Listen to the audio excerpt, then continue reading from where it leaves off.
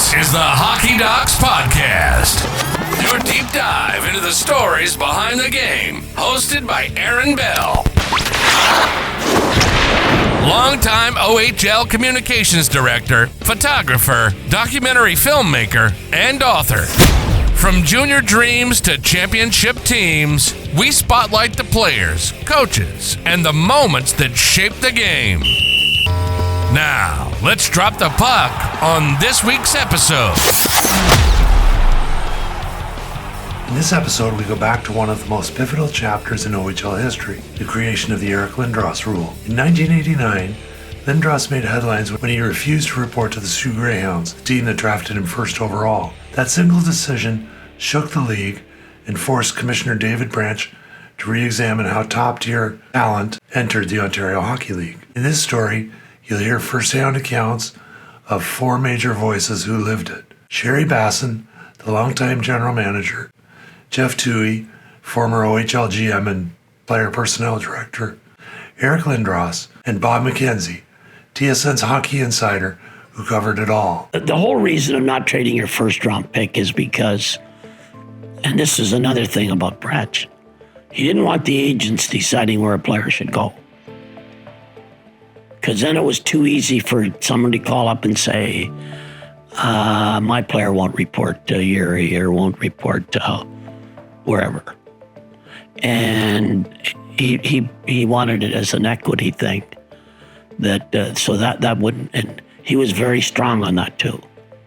And that's, even though the other leagues do, he felt very strong that we couldn't be, we were going to be controlled by forces that could dictate where their players should go. And then implemented another rule where you have a certain opportunity to trade that player for appropriate compensation. Which in order, if the player said, "Well, I'm not coming and I'm not going to play in the league," where you could get fair and equitable compensation. David's a very practical man, and I think that practicality served the league well in the sense that he recognized there was a unique situation. Eric Lindros was drafted by the Sault Greyhounds. He did not want to go there. Well, what I recall is being 16 years old and not the most mature 16-year-old out there. And stopping in a few times when I was playing Bantam and seeing what was going on with brothers of guys that I played with that were playing in the North and what was occurring up there. And it wasn't, it wasn't a good fit. And sort of the old dogmatic traditional approach was, well, if you don't want to go there, then fine, you're not going to play in our league. And that sounds good in theory, but at the same time, I think David recognized we're a much better league if Eric Lindros is in it. So it's not a matter of subverting your principles to get somebody in the league who you want will be good for business, although there's certainly a strong element of that, no doubt about it. But it was more a case of we've got to recognize that not every player who's drafted by the team that he's drafted by wants to go there. So can there be a mechanism put in place that will allow that player to go to a different spot without submarining and taking away the team's rights and rewards, if you will, for finishing at the low end of the totem pole and picking first or at the high end of the draft? Well, I mean, it wasn't much of a process, really. It was just a rule that said that you couldn't trade a first-round draft pick. And wherever you got drafted, you had to go.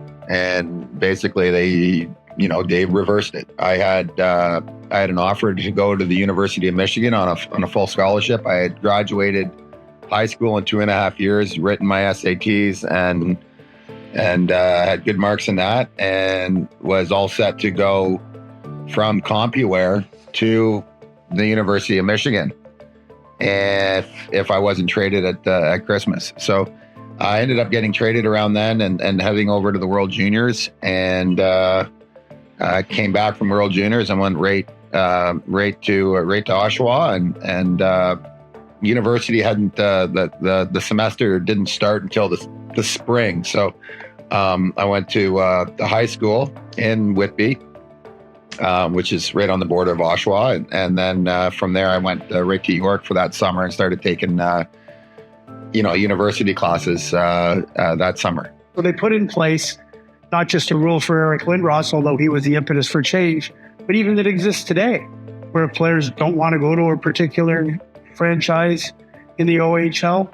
There's a mechanism in place where the team that drafted them gets compensation for that, and the player ultimately has an opportunity to perhaps go somewhere else. A standing room only crowd of 4,100 has come to see the debut of 16-year-old Eric Lindros as an Oshawa General. Eric Lindros was the first, and he was such a phenom. I remember watching him, and clearly he was a number one pick, but for whatever reason didn't want to go to Sault Ste. Marie and was threatening to go to school. And Dave, again, could have drawn a hard line in the sand and just said, well, go to school. That wasn't in the best interests of the league. So how do we make this work? You were never able to trade those guys. So Dave put a rule, well, with the help of the league, but Dave spearheaded it where you have a window now where your first round pick that you can trade to make sure they get in the league. Those always were what they were. Well, sometimes you've got to adapt for these exceptional players. Dave did, again, in the best interest of the league. And we had to play Eric Lindros 10 times. I wish he had gone to school, but he should have been in the league. It's a defining moment, not just for Lindros, but the Memorial Cup and the Canadian Hockey League itself. The HockeyDocs Podcast is produced by Angela Bell. To explore more inside hockey stories, visit HockeyDocs.com. From there, you'll find our full library of documentary films, behind-the-scenes videos, books, blogs, exclusive photos, and more.